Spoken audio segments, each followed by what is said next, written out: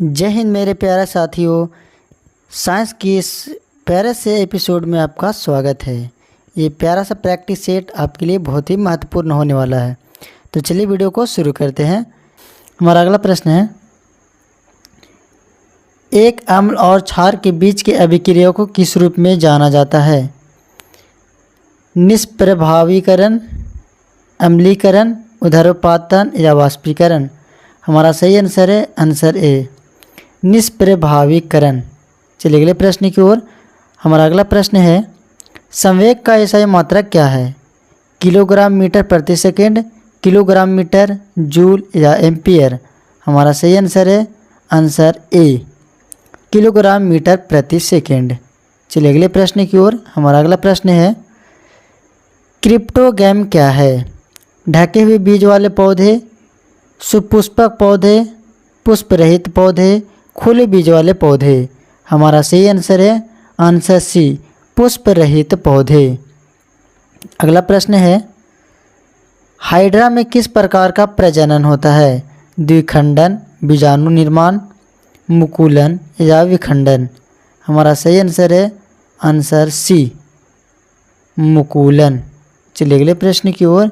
हमारा अगला प्रश्न है, अत्यंत कम घनत्व वाली गैस को अति निम्न ताप पर ठंडा करने से बनने वाले पदार्थ की अवस्था क्या है? प्लाज्मा, ठोस, तरल या बोस आइंस्टीन कंडेंसेट? हमारा सही आंसर है answer D, Bose Einstein condensate.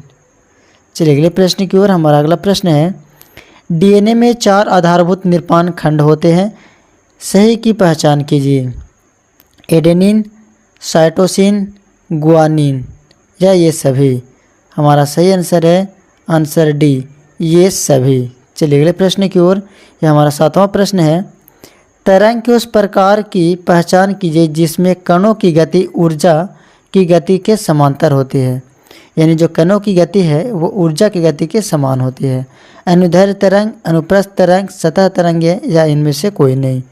हमारा सही आंसर है आंसर ए, अनुदैर्ध्य तरंग। चलिए अगले प्रश्न की ओर। यह हमारा 9वां प्रश्न है, शीशा अर्थात झूला भौतिक की किस अवधारणा का एक उदाहरण है? धारा, समय, विद्युत या बल? हमारा सही आंसर है आंसर डी, बल। चलिए अगले प्रश्न की ओर। हमारा अगला प्रश्न है, जुड़वा विरोधाभास निम्नलिखित में से किस सिद्धांत से संबंधित है? विशेष सापेक्षता, सामान्य सापेक्षता, आर्किमिडीज सिद्धांत या क्वांटम सिद्धांत? हमारा सही आंसर है आंसर ए, विशेष सापेक्षता। चलिए अगले प्रश्न की ओर। यह हमारा 11वां प्रश्न है, किसी परिपथ में यदि वोल्टेज स्थिर हो तथा प्रतिरोध बढ़ जाए तो धारा का क्या होगा? इसमें वृद्धि होती है या घटता है या अनंत हो जाता है या वैसा ही रहता है? तो हमारा सही आंसर है आंसर बी, या घटता है। चलिए अगले प्रश्न की ओर। यह हमारा 12वां प्रश्न है, निम्नलिखित में से कौन सा नेत्र विकार है? पीलिया, साइनस, वातरोग या निकट दृष्टि दोष? हमारा सही आंसर है आंसर डी, निकट दृष्टि दोष। चलिए अगले प्रश्न की ओर।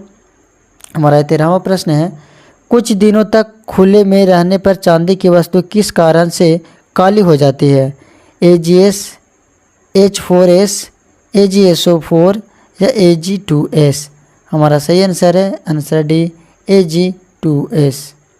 चलिए अगले प्रश्न की ओर। यह हमारा 14वां प्रश्न है, निम्नलिखित में से कौन सी संरचना निचले श्वसन पथ का हिस्सा नहीं है? ट्रैकिया, ग्रसनी, ब्रोंकाई या फेफड़े?